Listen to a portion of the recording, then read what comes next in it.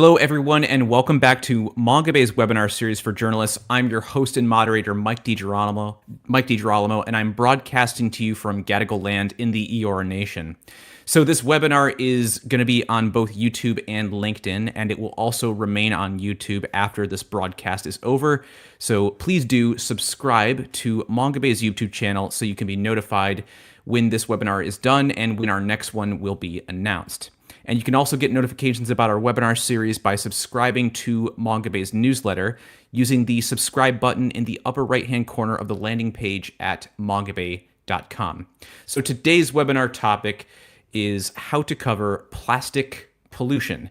Now, like many topics we cover on this webinar series, there is a lot to go over. Plastic pollution is everywhere, in the deepest part of the ocean, on the highest mountain, and of course, inside of all of our bodies, and the effects of which are still being studied. We produce over 400 million metric tons of it a year, and the vast majority of it never sees a recycling facility, but rather ends up in the environment or it's burned.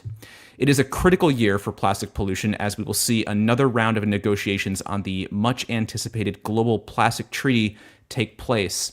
And we're going to talk about all of that. But first, I just want to give a few reminders.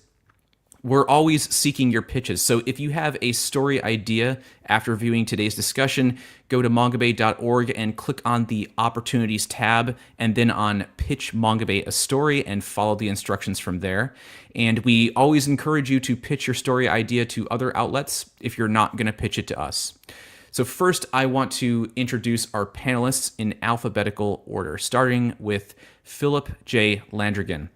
Philip Landrigan is a pediatrician and epidemiologist. He directs the Global Observatory on Planetary Health at Boston College. His research examines the impacts of hazardous exposures in the global environment, climate change, pollution, and biodiversity loss on human health, especially children's health. He co-chaired the Lancet Commission on Pollution and Health, which found that pollution causes 9 million deaths per year, and he currently leads the Minderoo Monaco Commission on Plastics and Human Health.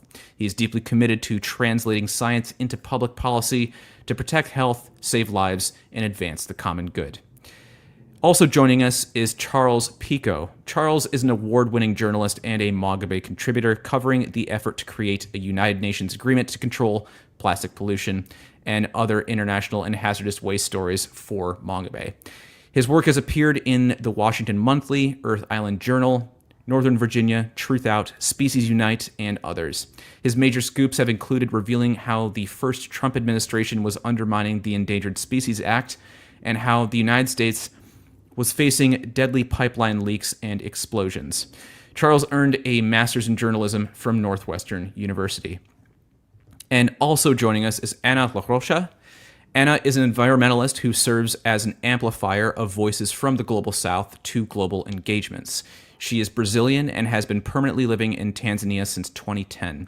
She became an activist as a child during Rio 1992, the Earth Summit, and built over 30 years of local, national, regional, and global advocacy. She's a zero-waste implementer and a plastic advocate with over 15 years of service in grassroots organizations aiming to create positive systemic change in the waste sector and build the foundation for socially just and a climate-resilient world.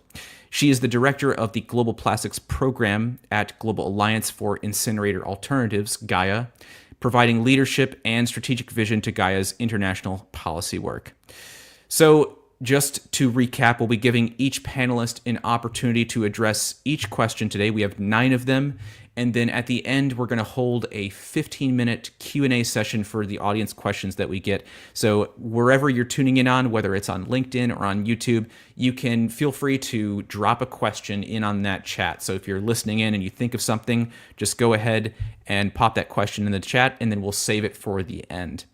So you will definitely be able to view this webinar after we're done here today. It'll be on demand on YouTube, so don't worry if you miss any of it. Timestamps and resources shared will also be included in the description. And if you registered, you'll receive a publication notice directly to your email inbox. And we'll also publish a link to this webinar on the blog at mongabay.org. So with all that out of the way, let's go ahead and get started with our first question. So this is a big picture question, and it's based on a report published in November. So scientists say that global plastic pollution is helping destabilize all 9 planetary boundaries, adding to climate change, pollution of land, water, air, and much more. So panelists, what do journalists need to know about this? What does this report tell us, and what should journalists look into? And anyone is welcome to chime in on this.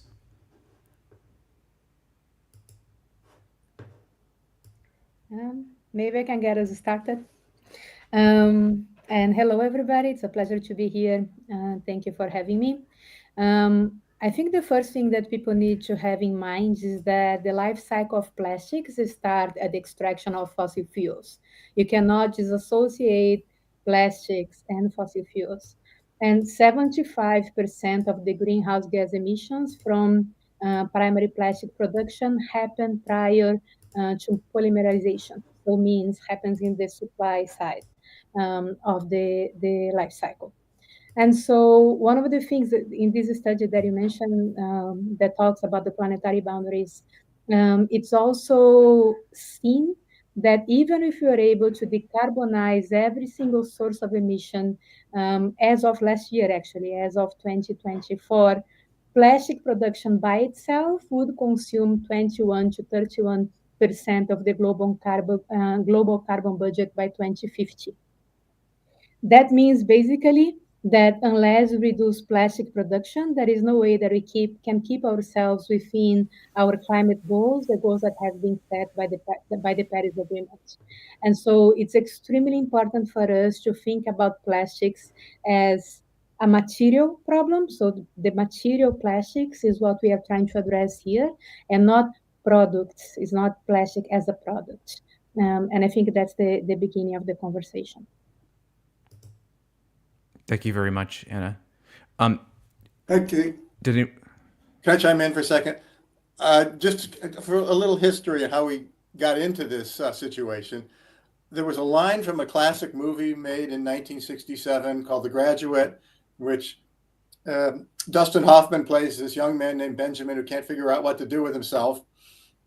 And this businessman takes him aside and says, I have one word for you: plastics. There's a great future in plastics. Think about it. Well, at any rate, a lot of people took that up, and since then we've been creating a lot of plastic pollution that we're stuck with figuring out what to do with now. And I would also encourage journalists to cover this. You don't have to be an environmental reporter. If you're the business reporter, what's business going on? What is business doing with it in your community? Healthcare reporters can look at the healthcare aspects of this. Even if you're a recreational reporter, think about what's going on with the waterways. Is it appearing in the fish? If you're the food reporter, is this in your food? Look at that. Even if you're the fashion reporter, there's microplastics in clothing. Thank you very much, Charles. Philip, did you have anything to? I think you're muted there. Yeah. Just to follow up on Anna and Charles, just to put some numbers on this. Back in the 1960s, when The Graduate was made, the world was making 2 or 3 million tons of plastic per year. Today, as you said in your introduction, Mike, we're making something like 450 million metric tons, perhaps a bit more each year. So that's like a 250-fold increase over the past roughly 75 years. And the pace of plastic production is actually accelerating. It's actually it's getting steeper year to year, and we're on track to double global plastic production by 2040 and triple it by 2060. So you ain't seen nothing yet. It's more is coming. And as Anna said, plastic production is going to consume an ever greater portion of the global carbon budget. Right now, it's about 2.3 or 2.4 gigatons of greenhouse gases are emitted every year from plastic production. That's more than Brazil emits each year. And the numbers are going to go up as plastic production goes up. And I'll echo what what Charles just said, there's a health story here. I'm speaking as a physician, pediatrician. I can tell you that plastic harms human health at every single stage of its life cycle, from the fracking and the oil drilling and the coal mining that produce the feedstocks, through production, through use, and all the way to the end-of-life disposal of plastics when they pile up on beaches and get burned. At every single stage, we have documented that there are health effects, and you can reporters can talk about global health impacts, but there are also highly localized health impacts. Think, for example, Cancer Alley in Louisiana and Mississippi in the United States, or similar situations around plastic facilities and plastic recycling plants in other countries. Thank you very much, Phil.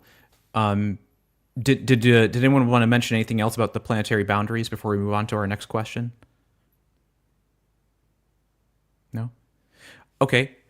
So building off this and just touching on what Phil started to talk about is the human health impact of plastic pollution. And, while it's already linked to many cancers and endocrine disruption, the full effects of plastic are still far from fully understood. So microplastics are everywhere that scientists look in the human body. They're in the blood, brain, and in other organs. So what do we currently understand about microplastics in the human body? And what do we not understand about them? What are some of the biggest questions that scientists are currently studying and that need to be studied? Okay, so I'll start that off. So let me just begin by putting it in a broader framing. I think that talking about plastics as a human health problem is going to greatly increase the public concern and concern of policymakers about the plastic crisis. We've seen this before. We've seen that health matters. When we saw this in the case of climate for several decades, climate scientists were talking about molecules in the upper atmosphere and increasing levels of CO2. Elegant science, but it didn't get much political traction because it seemed remote and abstruse and far away. And then in the last 5 or 8 years, with wildfires, with floods, with hurricanes, with increasing realization that climate is driving all of those disasters and affecting human health, all of a sudden the public and the policymakers became deeply involved. So I think any reporter that writes about the health impacts of plastics, who brings in the health side, you're going to get some serious uptake. So what are microplastics? So when plastics break down, they don't break down into their constituent elements like carbon and hydrogen and so on. Instead, they simply fragment into smaller and smaller and smaller particles, and depending on size, those are either microplastics or even smaller nanoplastics. And those nanoplastics are everywhere today. With the increasing global production of plastics, you can find microplastics anywhere in the global ocean that you look, in the Antarctic, in the Arctic ice sheets, on the top of Himalayan glaciers, in food, in fish, in the air, and in us. Increasingly, they're being picked up in humans. And as you said, Mike, they've been found in pretty much any organ where they've been sought. They're in the lungs, they're in the gut, the heart, the Grace vessels, the brain, the placenta, and others where they've been sought. One paper from New Mexico looked at brains that had been stored in a brain bank going back to the 1990s by Dr. Kempen and his associates at University of New Mexico. And they saw that concentrations of microplastic in brain tissue have been rising steadily since the 1990s, so over the past 30, 35 years. We still have very little information on what microplastics themselves do to human health. We have a lot of information, as you said, Mike, on what plastic chemicals like phthalates and bisphenols and endocrine disruptors, what they do to human health. But we have far less information on what the microplastic particles themselves do to human health. Studies in animals, studies in tissue culture show that when microplastic particles get into cells and organs, They disrupt the architecture of the cells. They mess up the function of organs. There's lots of reason to think that they probably cause disease in humans, but the research is still at a pretty early stage. The only really strong study of which I'm aware that's come out to date linking microplastics in the human body to disease is a study that was published in March of 2024 in the New England Journal of Medicine, a report from Italy, from Naples, which looked at tissue that was extracted from the great vessels, specifically from the carotid artery of patients, cardiology patients at the hospital there.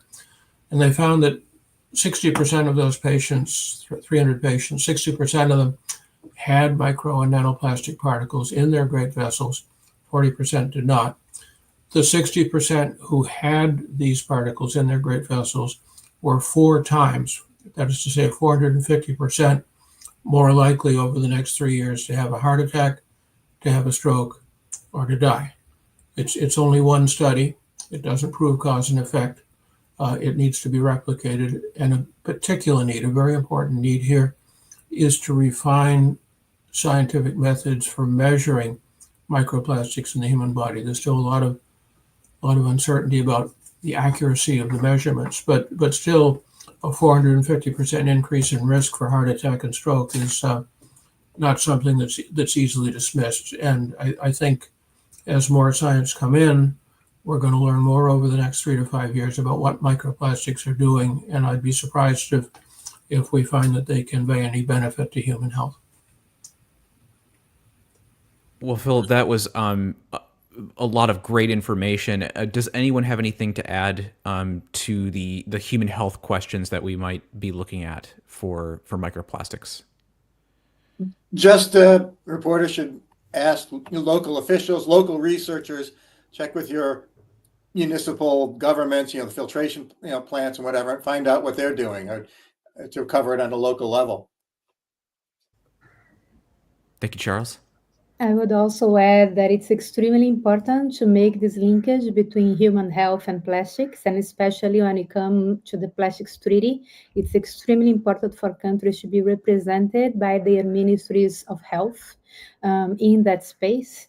And so journalists should be asking country representatives, governments, how they are addressing the impact of plastics on human health, and how are the ministries of health being represented in the treaty spaces, because otherwise that gets over neglected in the negotiations. Thank you very much, Anna. So while plastic pollution affects all humans, it affects some of us more than others. This is particularly the case in the global majority, global south nations, where plastic waste from high consumption countries is often dumped. But they often have little means of proper disposal. So plastic producing nations have acted in only a very limited way to regulate global plastic dumping. Can you talk about how this environmental justice issue plays out around the world? And what aspects of this inequity need more attention from reporters? And Anna, I have you leading us off on this one. Yes, I think that there are some data here that are very interesting to check. Plastic pollution costs low-income countries 10 times more than it costs high-income countries, even if the low-income countries produce 3 times less plastic per capita than their high-income counterparts. This is partially due to the transfer of waste, pollution, and associated costs through the transfer of plastic waste from global north exporters to countries in the global south. Beyond that, we cannot forget that the communities most impacted by the plastic life cycle are the fence line, frontline communities, the indigenous peoples, communities in developing countries, waste pickers, etc. So immediate plastic impact is discriminatory in a sense. It has racial and gender biases, even if the planet and human health are being harmed for everybody. But as you just mentioned, it doesn't impact everyone the same way. So in the global south, we have been saying for some time now in the treaty negotiations that we did not create the plastic problem, but we stand to solve it. Global South countries are frequently blamed and blamed for the waste mismanagement that they bear because they don't have the infrastructures in place to be able to have proper waste management in their territories. With that said, there is no proper waste management that is able to actually solve the plastic pollution, as the waste trade that has been happening over decades now has shown all of us. So the global north countries have been actually exporting waste because they're not able to manage it locally.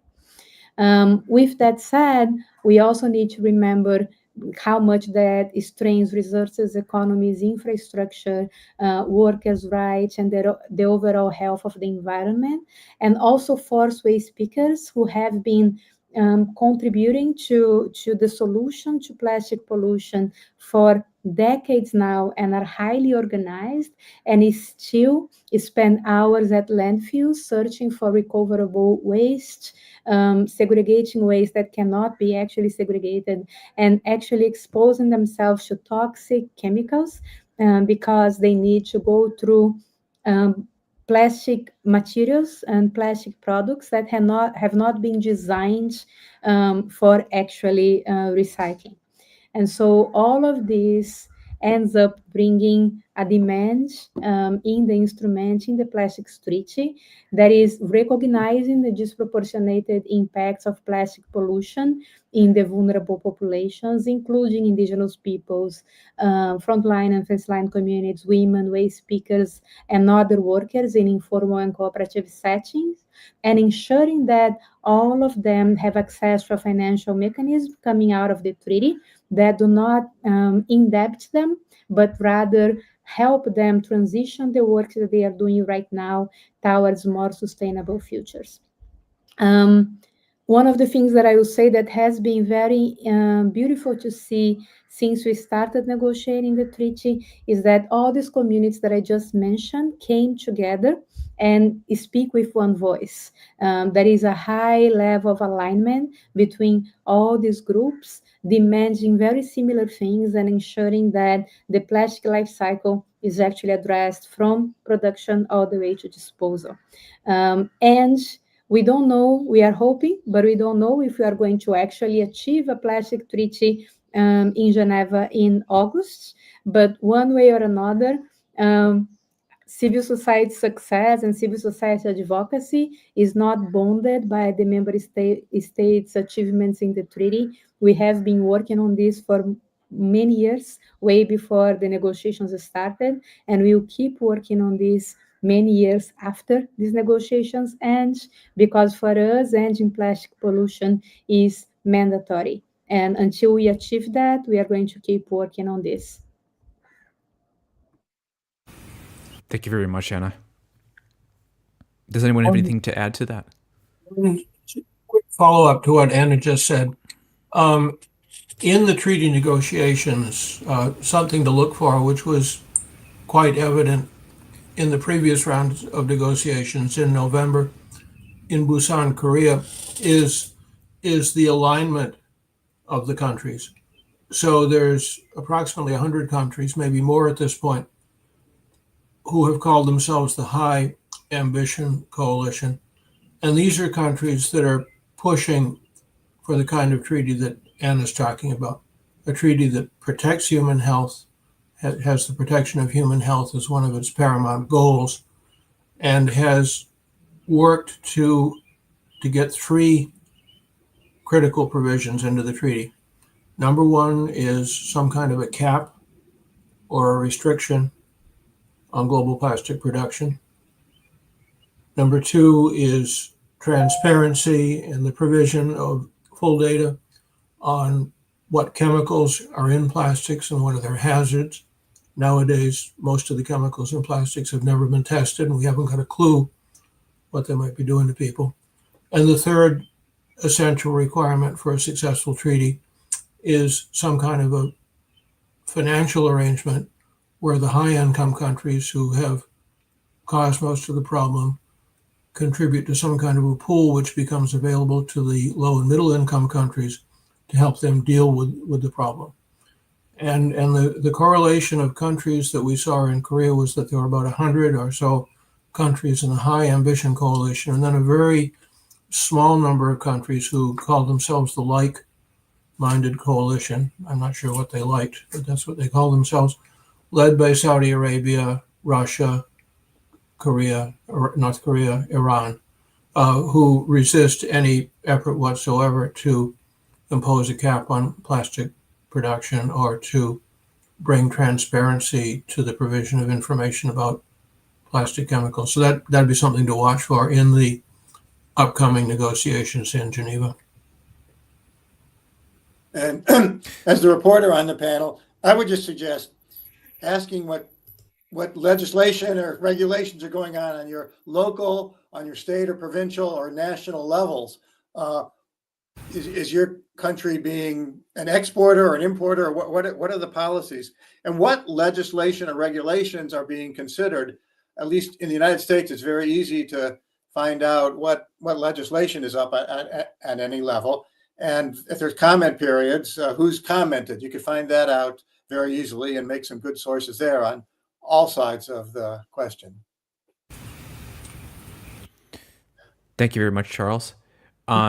So the next question we have is has to do with a little bit more looking into some of the more nefarious conduct of the petrochemical industry. So given that the petrochemical industry plays a leading role in causing plastic pollution, there are a lot of opportunities for journalists to delve into questions around transparency and accountability. So there is evidence that the petrochemical industry long downplayed the known health risks of dangerous additives like BPA and phthalates, and it has lobbied successfully to keep U.S. regulation on toxins in plastics relatively lax. So plastics producers also long deceived the public about the viability of plastics recycling.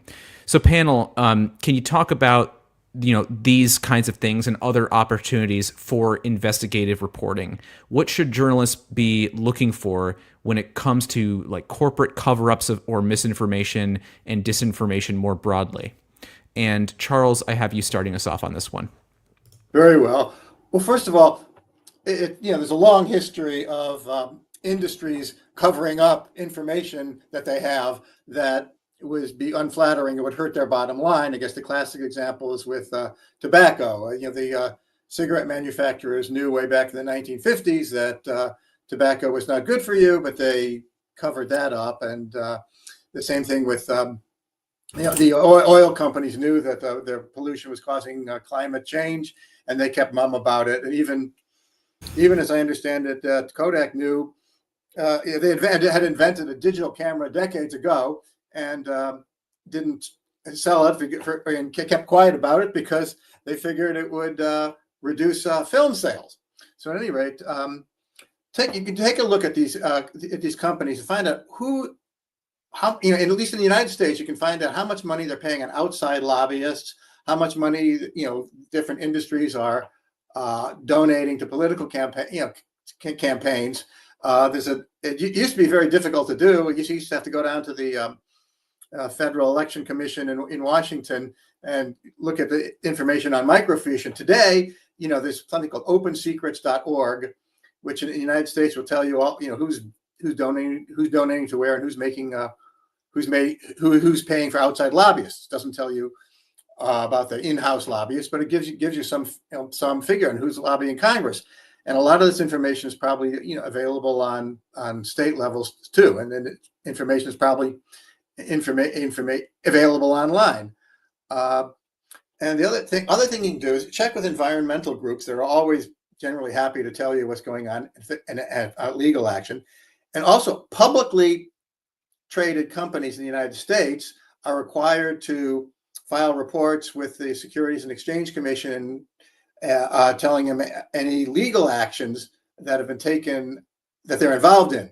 So just check out those reports. They're publicly available, and they'll tell you if anybody's suing them or if they're involved in any regulatory procedure on that. Okay. Now, in the United States government, at least you have to, I don't know how it works in other countries, but it's very hard to get statements from either the federal government, because federal employees are required to get permission from their PR folks before they talk to you. That predates Trump. It's been that way for a long time. I don't know how it works in other countries or in other states. And it's terrible when you're dealing with the polluting companies too.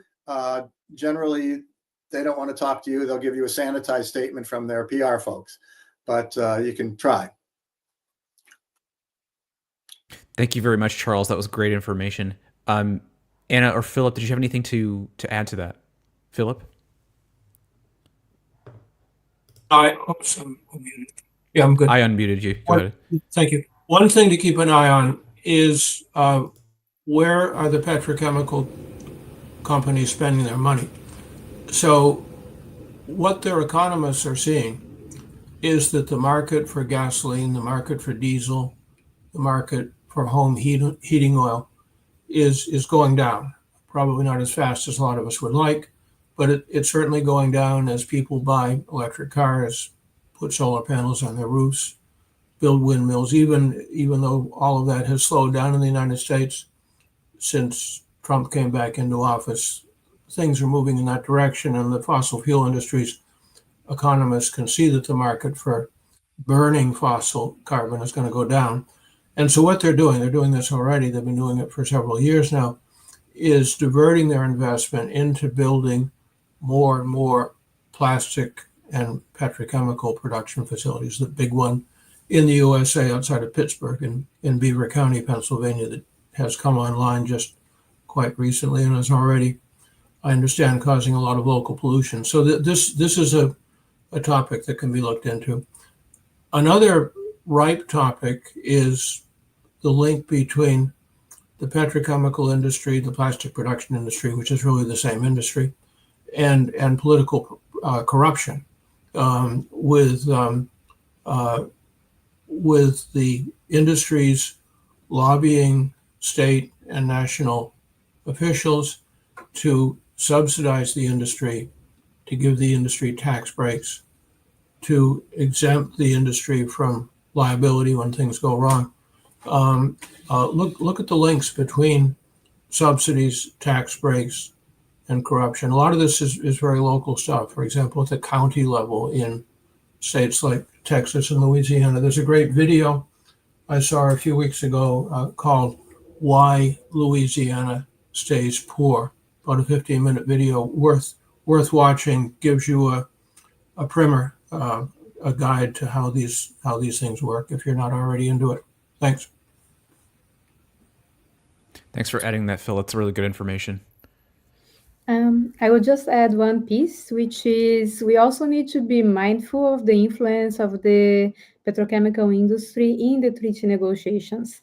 And at every INC, civil society publishes, CL usually leads the way, publishing a report that shows the conflict of interest and the presence of petrochemical industry, plastics industry, all of them in the treaty negotiations.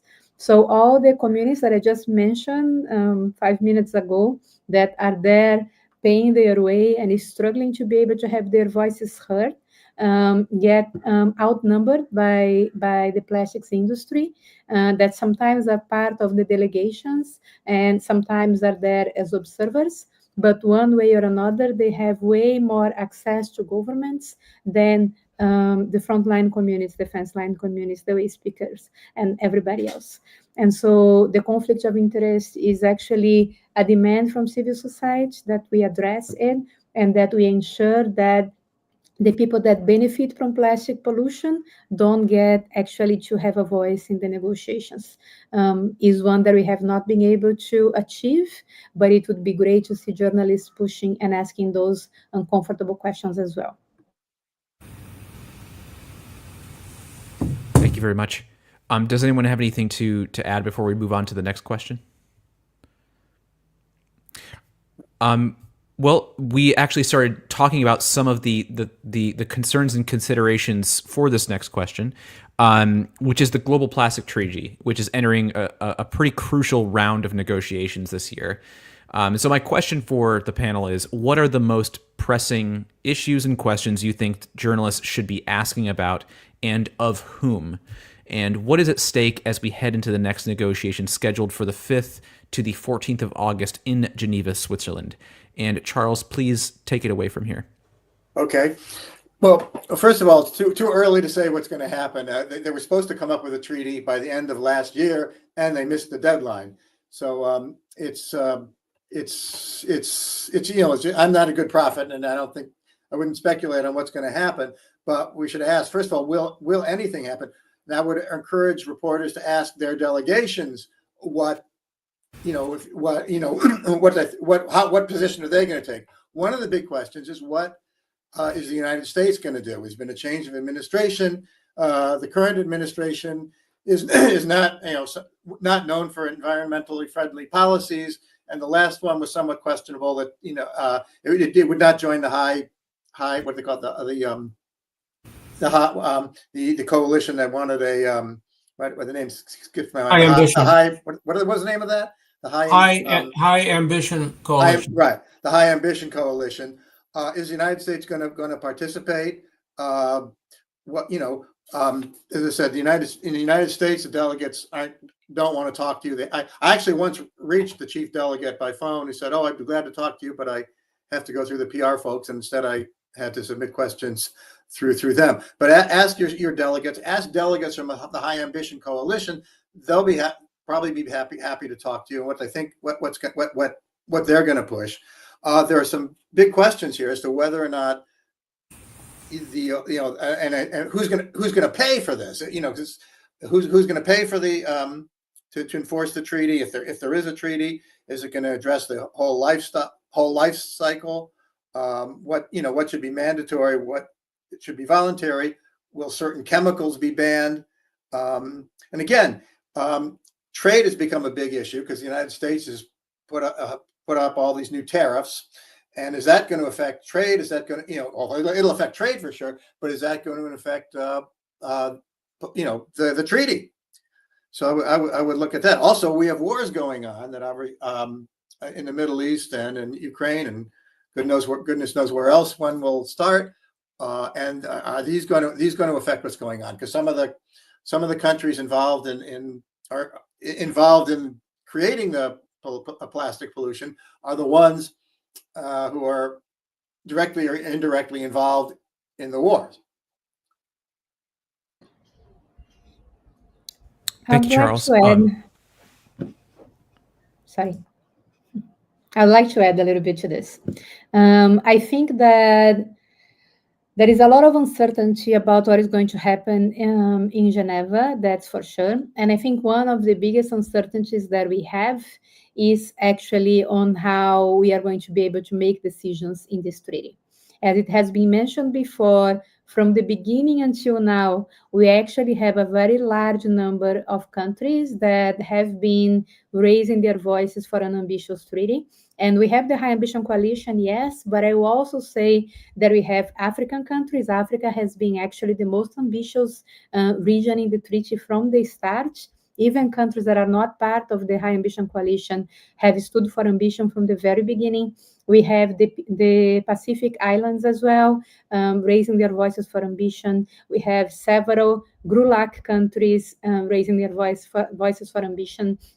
And so we have the countries that are part of the High Ambition Coalition, but we also have countries that are not part and are still raising for ambition. And we have a very small group of countries, most of them that produce fossil fuels and produce the polymers and all of that. And those small, that small group of countries that they self-call the like-minded group have been able to stop any progress in the negotiations because we are bounded by a decision-making process that is based on consensus. And consensus in this case is the opposite to democracy. Consensus means that one country can basically stop every other country in the world for making any progress on something that those countries perceive as needed. And so for me, beyond the plastics treaty itself, and yes, there are questions about how the life cycle is going to be addressed, There are questions about products and chemicals. There are questions about transparency. There are questions about the financial mechanism, because we do need a financial mechanism that is going to allow the global south countries to actually address this situation. But beyond all of that, for me, what is actually in check here is multilateralism, because we are living in a moment in which multilateralism has been defeated in many instances, as it has been mentioned right now, including in war. And if we want to actually believe that multilateralism still has a chance to survive, it still has a chance to deliver to humanity the things that humanity needs for its survival, we need to make sure that we can make decisions in that space. We need to make sure that a small number of countries cannot stop the progress of everybody else. We need to make sure that the countries that have ambition are able to go forward, and that universality can be achieved later on through trade mechanisms, through countries adapting their technologies as time passes. But the strong group of countries need to start, and they need to start right now. And so we need to find a way to unlock multilateralism and to make effective decisions in Geneva. Otherwise, the question is much bigger than that. Thank you very much. Do you have something, Phil? Yeah, just strongly to reinforce what Anna just said, and just to give you an example from another space of how one country's voice can impede the will of the other 180 or 90 countries around the world. This refers to the Rotterdam Treaty. The Rotterdam Treaty is the treaty that restricts the movement of toxic materials in international trade. And the basic premise of the way the Rotterdam Treaty works is that there's an appendix to the treaty called Annex 3, which lists all the chemicals that are restricted in international trade that can be shipped from one country to another country only if the receiving country gives prior informed consent. And for years and years, one country, Russia, has succeeded in blocking the listing of asbestos under Annex 3 to the Rotterdam Convention. The consequence is that even after all these years, even after all the scientific knowledge we have gained about asbestos' ability to cause multiple cancers and other diseases, it is still legal to ship in asbestos internationally. And Russia has taken advantage of that and still exports something like 2 million tons of asbestos each year, almost all of it to low-income and middle-income countries. So I strongly support what Anna just said, that there has to be a way to unlock this current situation where a single country can block the will of the rest of the world. It's the exact opposite of any kind of democracy. This is all really great information. So I want to move on to our next question so that we can get to the rest of them in the time we have. So even if a cap on plastic production is achieved via the Global Plastic Treaty, hypothetically, we still have hundreds of millions of tons of plastic pollution right now, just in the ocean alone. So panel, what are some promising examples of addressing plastic pollution in our environment? What should reporters be looking out for when examining solutions-oriented stories like these? And Anna, can you please start us off on this one? Yes. The first thing that I will say is that when we talk about plastic pollution, people usually talk about circularity and a circular economy. And what history has shown us is that the circularity of plastics doesn't exist. Because circularity actually only works when we reduce the extraction of materials from the environment, which is the opposite of what happens in the plastics life cycle. So circularity has been used as a greenwashing tool for most plastic companies, and we need to change our mindset around that. Now, Africa, for example, has had, we have more countries in Africa with some kind of plastic bans than in any other region of the world. And despite Africa, Asia, Latin America, everyone trying to address plastic pollution with local measures, those have never been able to bring the success that we would hope to see, because plastics actually goes beyond borders, as we have been talking about.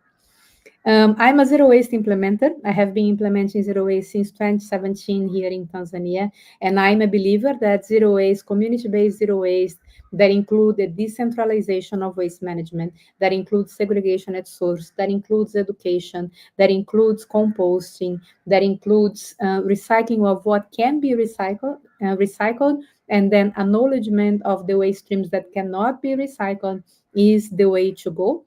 So when you think about waste management, there are impressive examples of zero waste implementation in many countries such as Senegal, Nigeria, Ghana, Tanzania, Brazil, Ecuador, the Philippines, Indonesia. There are many countries that are doing zero waste implementation with high levels of success, high levels of job creation, employment, good conditions, and also that end up allowing groups to regain their social role to that work that they do, like waste pickers, for example, and waste collectors. And with that said, we also need to remember that we cannot solve this problem, the problem of plastic pollution, by replacing plastic with another material, because the problem of plastic pollution comes not just with the material, although the material is a problem, but also with the overproduction.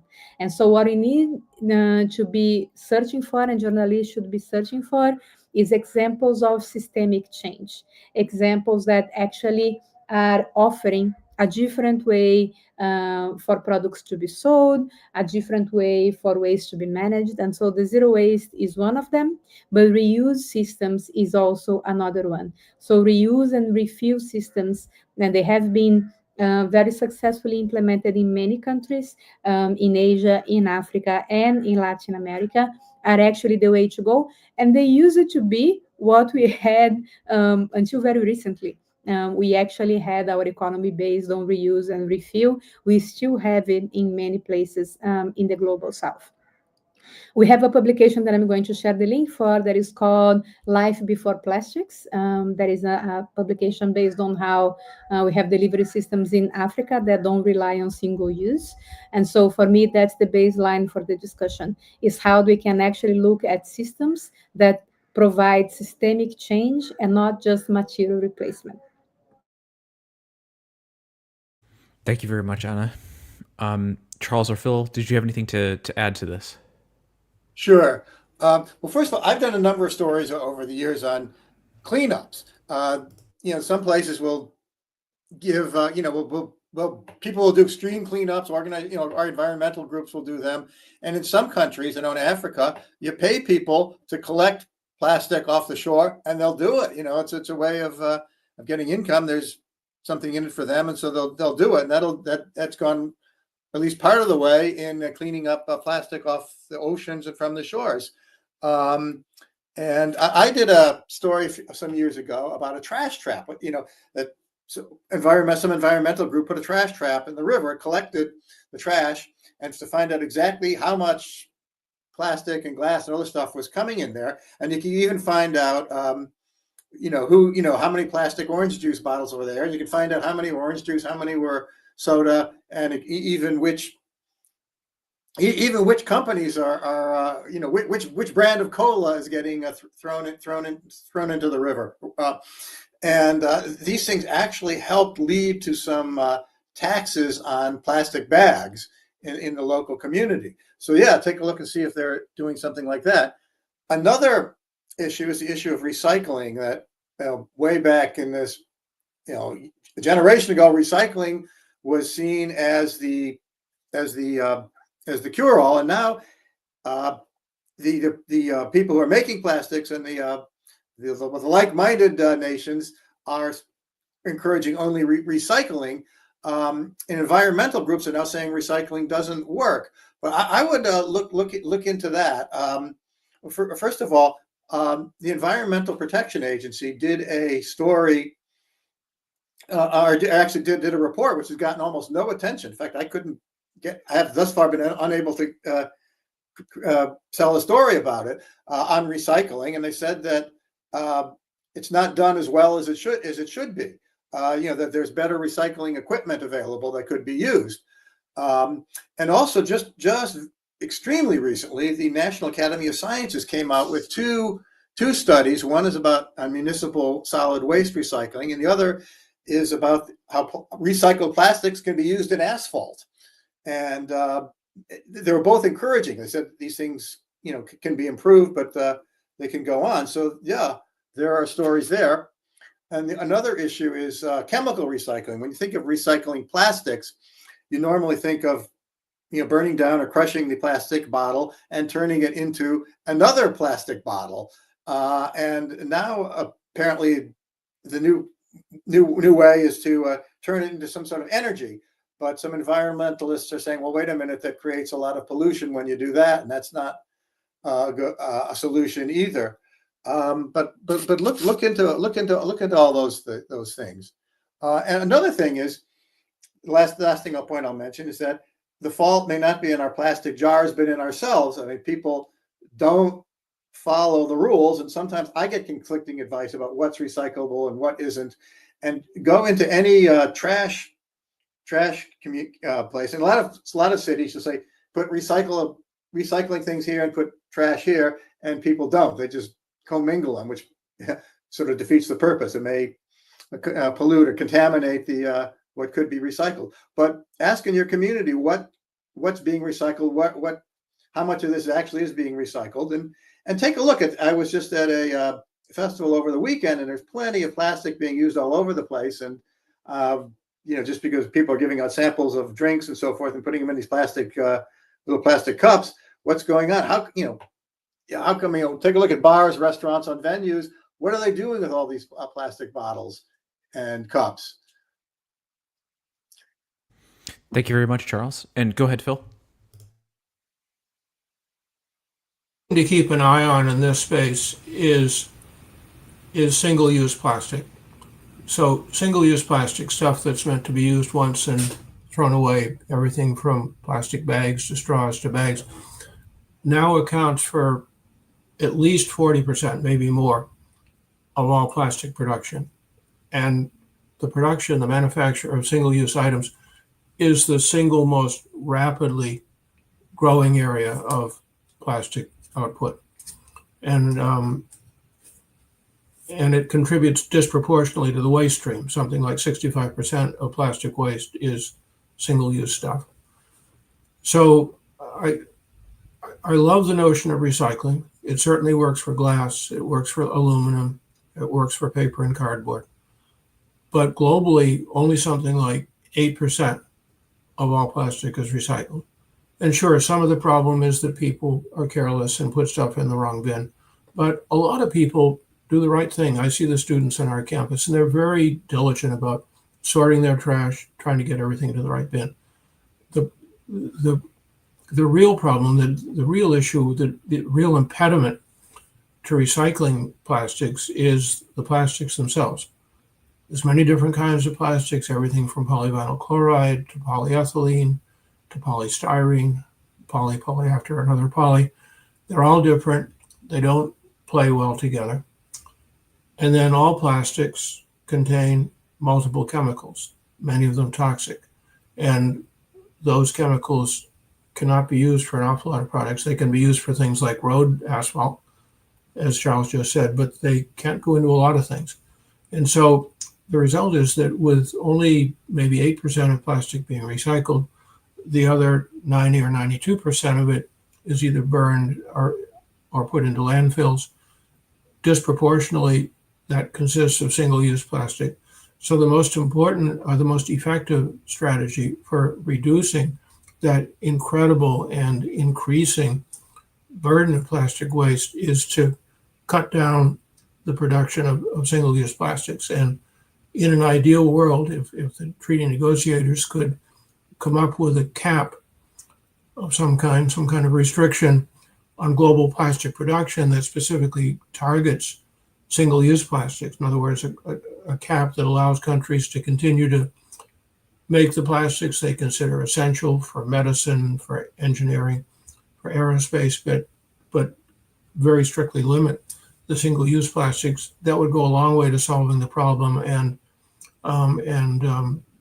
to at least some extent obviate the need to find an effective recycling strategy. Maybe pie in the sky, but I think it's the way to go. It's the way we've controlled air pollution, for example. You don't control air pollution by taking bad stuff out of the air. You control air pollution by sharply diminishing the amount of particulates and other chemicals you pump into the atmosphere. Thank you, everyone. We're going to move quickly on to our next question. It sort of piggybacks on what we've been talking about here. It's regarding a technology called quote unquote advanced recycling, which the plastics industry claims can safely and efficiently recycle mixed plastic into brand new quote unquote forever plastic and be a tool in a circular economy. But as the industry is, building new U.S. advanced recycling centers, often in underserved communities, scientists and activists have shown again and again that the claims for the technology are wildly exaggerated, and they have documented serious toxic pollution problems and viability issues. So, what kinds of questions should reporters be asking about this process?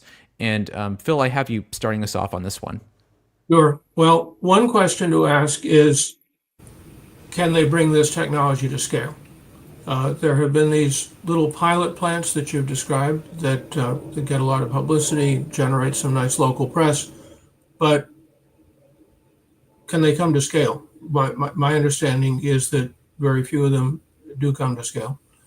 And then a second question, which you've foreshadowed, Charles, is the what emissions come out of these plants, and related to that is what exposures are presented to the people, to the men and women who work in these plants. Given all of the toxic chemicals in plastic, the polyvinyl chlorides, the phthalates, the bisphenols, the hundreds, thousands of other toxic chemicals, when you heat up plastic in these advanced recycling plants, these upcycling plants, you put out toxic fumes, you put out particulate air pollution. Workers in those plants are going to be heavily exposed to those materials unless they're meticulously well protected, and the fumes are going to spill out into the surrounding communities, just as the fumes spill into the communities around plastic production plants. No different, same chemicals. So there's big environmental injustice issues here and serious questions about feasibility and scaling that can generate a lot of good stories. Thank you, Phil. Charles or Anna, did you have anything to add to this? Well, I think I've sort of answered some of that before, and I think what Phil said is right. Actually, just there's one more. If I can make one more comment on recycling, I just saw a piece that appeared in Ecology magazine about a very unique way of using recycled plastics, and said that coots are using them to build nests and have been for quite a while. Anna, did you have anything to add to this? I'll just say that there are recent reports. I shared one on chemical recycling. I shared one on incineration as well. But there are several recent reports that show that chemical recycling is a failure. It cannot be sustainable, not financially sustainable, and not environmentally sustainable. The only solution to the plastic crisis passes through reducing plastic production. That's basically the only way that we can solve this problem. I have been working for many, many decades now, have worked on marine litter surveys, for example, and large-scale cleanups and all of that. And at the end of the day, if you don't stop sending plastics to the environment, it doesn't matter how much you clean, you never clean enough.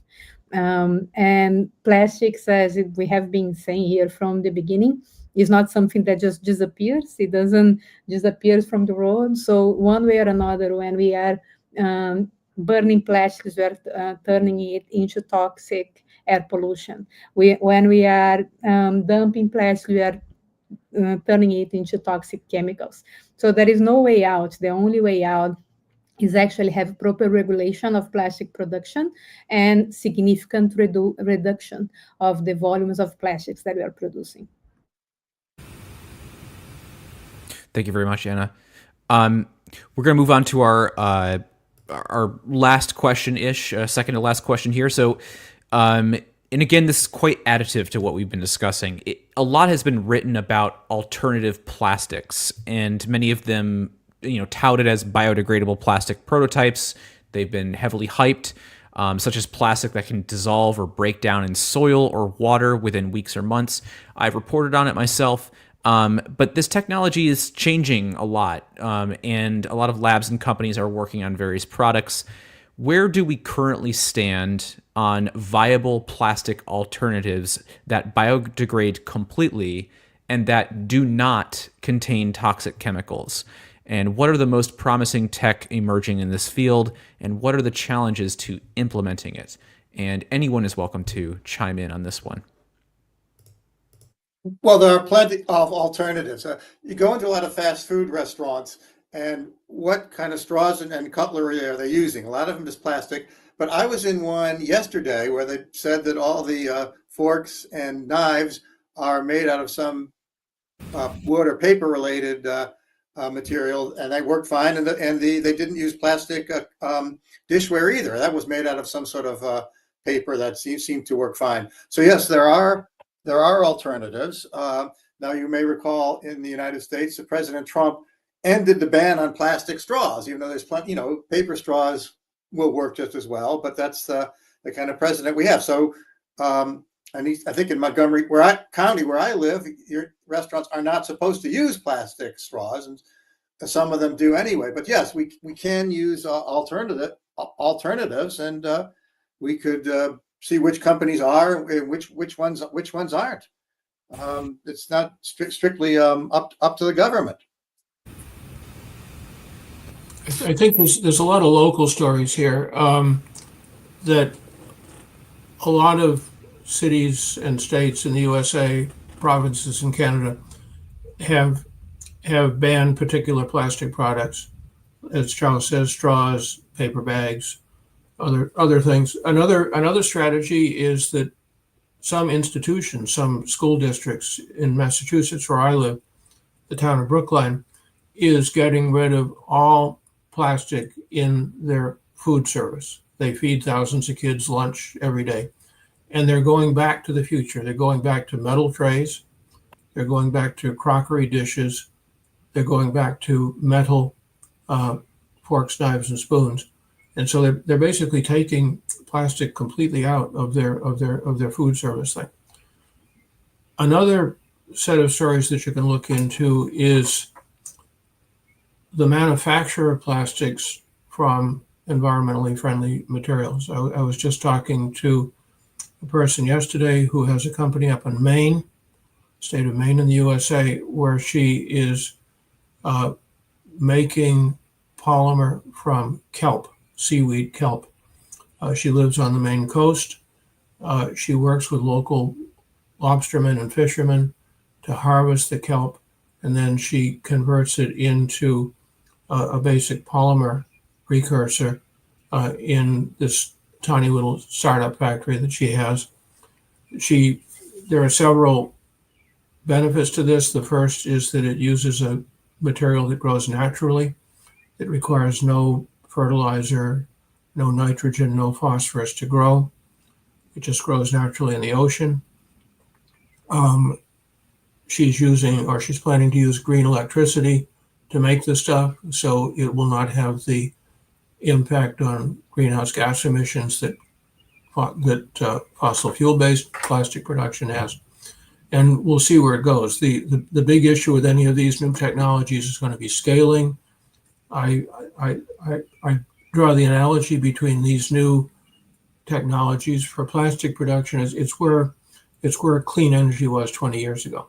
20 years ago, clean energy was way more expensive than fossil electricity. But today, the price of green energy has come down by more than 90%. And in many parts of the United States and other countries, it's cheaper to produce electricity from sun and wind than from any fossil fuel, including gas. So we'll see if that's the trajectory that green plastic goes on. But I would say it's still early days, and there are some interesting local stories out there. Thank you very much, Phil. I'd like to add some to this, and I may be a dissonant voice here, but I will say what I have just said a couple of times. The problem that we have is with the system by which we produce. It's the system of produce, consume, and waste it. Take, make, waste. It's a linear system that produces a lot of trouble for our health and for the environment, and that cannot be solved by switching materials. Any material that we use that is going to be produced within the same system and with the same volumes that we are producing plastic with is going to lead us to be negotiating a paper treaty or an aluminum treaty or a bioplastics treaty in 20 years from now, because it's going to give us exactly the same problem. The change that we need is a change in the system. And that's basically what we need to see happening here. That's why I keep focusing on reuse models. We have several successful reuse models that we can actually learn from in several countries. And although people think that it's naive, that's a naive solution, it's actually how the world used to organize itself until very recently. We haven't unlearned that yet, at least not in many of the global south countries. The other thing that I will say is that being from Brazil, and I think I can represent a lot of people in Asia and in Africa as well, apart from Latin America, in this part, which is any of us in the global south is terrified of the idea of bioplastics being produced at scale, because we know the impact that is going to have on our land, on our territories, on our forests, on our biomas. By the moment that you give countries a green flag to basically produce bioplastics at any scale, that means the Amazon forest is going to be chopped down to produce plastics, bioplastics or not. That means that forests in Indonesia and in DRC are going to be chopped down. And that land that should be producing food in a sustainable way for people to live from is going to be used to produce bioplastics for very few to make a profit from. And so we in the Global South are terrified, or many of us in the Global South, I shouldn't speak on behalf of all, but many of us are terrified of this idea of bioplastics replacing fossil fuel-based plastics, because we know where that's going to take us, and we would really prefer not to see it happening. Thank you very much, Anna. Does anyone else have anything to add to that one? No? Okay. So the last question isn't really a question, but it's more of a call to our panelists here. What other tips or resources would be useful for reporters covering plastic pollution? So these could be websites or things that you recommend reporters use as a central resource for doing their work on this topic.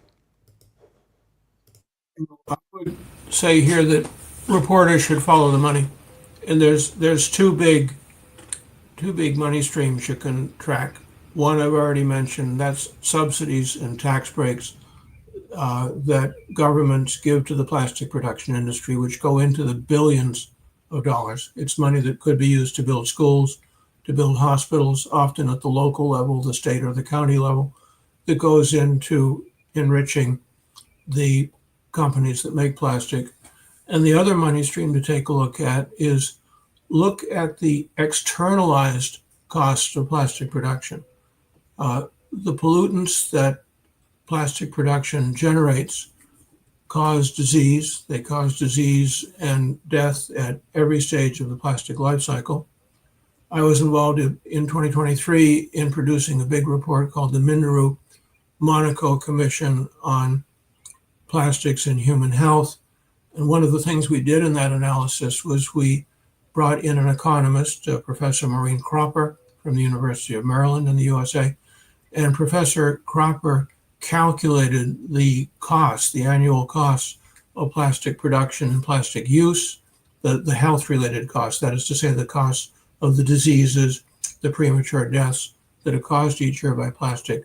And the figure that she came up with is about $1.2 trillion, trillion with a T, each year, costs that are externalized by the plastic industry and end up being absorbed, imposed upon citizens, taxpayers, and governments. So there's a lot of investigative digging that could be done in that realm. Thanks. Also, check into any state, provincial, local, or federal database and find out what legislation is being considered. As I think I mentioned before, check out what's there's legislation on bag bans, on banning whatever, bottle bills all over, and check and look and see how it's working in other countries. I understand that in France, at sporting venues and entertainment venues, they're required to use reusables. So how is that working? Also, if you want to get good sources, check into groups on WhatsApp, on Signal, on X, on Facebook or wherever. There's plenty of groups discussing these things, and they'll have sources and information, story ideas for you there. There's all sorts of resources abound on the internet, from government ones and the UN, environmental groups. Just check them out. They're all over. Thank you, Charles. I will add I shared a lot of resources during this conversation, and we have many more. So civil society has been engaged in plastics, the plastics discussion for a long time, and have produced a lot of materials. We also have the Scientists Coalition producing materials related to plastics and related to the details of the plastics treaty. We have publications on zero waste, on reuse, on all the things that we just talked about here as well. And during the plastics treaty specifically, we have a mailing list that is specific for journalists, in which we send daily updates about what is happening in the negotiations. And so if you'd like to be included in that mailing list, please send me an email. I just shared my email with you, and we can add you there. Civil society has been producing a lot, and we have scientists producing a lot as well. So there are plenty of resources, and I'm more than happy to connect you as well with the different groups, depending on the stories that you are telling. Thank you very much, Anna. And as she mentioned, she did share quite a number of resources. I put all of those in the chat, but don't worry if you miss them, because I will also put them in the show notes of this this broadcast. So with that said, I'm going to take a look and see what questions you all have for us. I believe we have at least one or two, and I'm going to address them now. We don't have a ton of time, but we're gonna get to as many as we can. So one of them I thought was a really good question is from someone named Nico. They're saying, "Hi, I'm a photographer and environmental scientist based in India, working on a long-term project about plastic. Could you please give me some ideas specific to this country related to plastic news?" So if anyone has any ideas about India-specific stories, please do share. Well, I work with people in India, and there are plenty of amazing stories. So feel free, Nico, to send me an email, and I can connect you to people.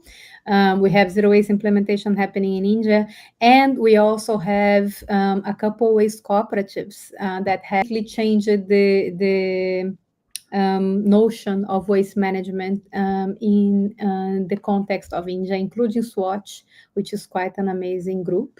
And so please, we have Hasirullah as well. We have several different groups, waste speakers groups and cooperatives in India that have been doing amazing work and that have excellent advocacy. So please feel free to send me an email, and I can connect you to them. What is India's position regarding the United Nations Treaty on plastics? India, I guess, uses and produces a lot of plastic. Correct me if I'm wrong, but see what they're doing. What position are they taking? And that'd be a good story. So India has not actually been very vocal in the treaty negotiations. There were moments in which they were vocal for a focus on waste management, so a focus on the low ambition. But it has not been one of the most vocal countries in the negotiations in general. India, another piece of story that could be told here is that India also doesn't have a lot of openness to civil society engagement with the government, and that is something that would be great to see changing. Because as I mentioned, we have plenty of amazing groups in India that have input to provide to the government to inform their positions. So I think that's an important piece. So India is part of the BRICS, and the BRICS have not exactly stood for ambition so far. And I would say the same about Brazil, about South Africa. But with that said, it has also not been the most vocal country against ambition as of now. India also has a lot of shoreline. How much plastic is being washed up on the shore? That'd be good photos. All right. That is about all we have time for today. So that concludes our webinar. I just want to give a big thank you to our panelists for joining, Charles, Phil, and Anna. You've all been exceedingly helpful in this discussion. Before we leave, I just have a couple of last-minute housekeeping things to go over. So if you missed this webinar, don't worry. Again, it'll be here on demand after the fact, so you can check the show notes and the timestamps to see what you missed and navigate it. If you want to learn more about the topic of plastic, you can find that information, which will be hyperlinked in the show notes. And again, if you want to follow along with our webinar series, I encourage you to subscribe to the webinar newsletter we have. And again, you can find that by going to mongabay.com and clicking on the button in the upper right-hand corner of the screen that says newsletter, and you'll find a slate of dedicated newsletters. And one of those in there is a webinar newsletter, and you can become a part of our webinar community there. But you can also just follow us here on YouTube and LinkedIn. I highly recommend you subscribe to the YouTube channel, or you can follow us along on Threads, Mastodon, Blue Sky, and LinkedIn, where we post announcements about our webinar offerings. So thank you very much for joining us, and we will see you on the next webinar.